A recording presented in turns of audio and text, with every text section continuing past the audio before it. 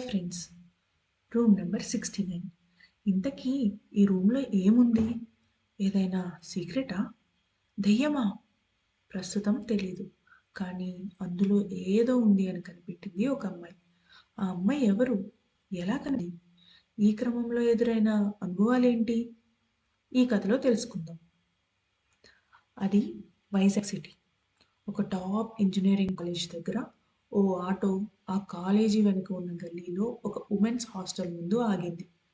అందులో నుంచి లత కిందికి దిగింది. ఎంత భయ్యా అని ఆటో అబ్బాయిని అడిగింది. మొత్తం 300 అని చెప్పాడు. అంతా?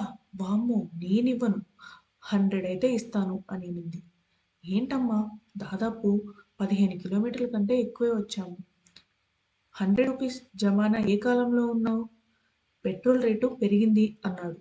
సరే అయితే 200 లాస్ట్, ఇంకా నీకు తక్కువే అయ్యింది. అసలు ఈజీగా మామూలు వాళ్ళు 500 తీసుకుంటారు అన్నాడు.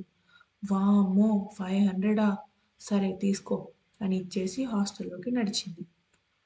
హాస్టల్ లోపలికి వెళ్ళాక, హాయ్ మేడం, రూమ్ కావాలి అంది. నీ పేరేంటమ్మా అని అడిగింది హాస్టల్ ఓనర్. నా పేరు లతా మేడం అంది. ఓకే, ఏ కాలేజ్? గీతం కాలేజేనా అని అడిగింది. అవును మేడం అంది లత. ఓకే, రెంట్ ఎంతో తెలుసా? నెలకి 5,000. ఫుడ్ మేమే పెడతాం. బట్టలకి వాషింగ్ మిషన్ ఉంది, వైఫై ఉంది. ఇంకా హాస్టల్కి అబ్బాయిలు తేవద్దు, హాస్టల్ క్లోజింగ్ టైం రాత్రి 9 అని చెప్పింది. సరే మేడం అంది లత. నా రూమ్ ఎక్కడా? రూమ్ నెంబర్ ఎంత అని అడిగింది. రూమ్ నెంబర్ 70కి తీసుకెళ్ళు అని ఆయాకి చెప్పింది.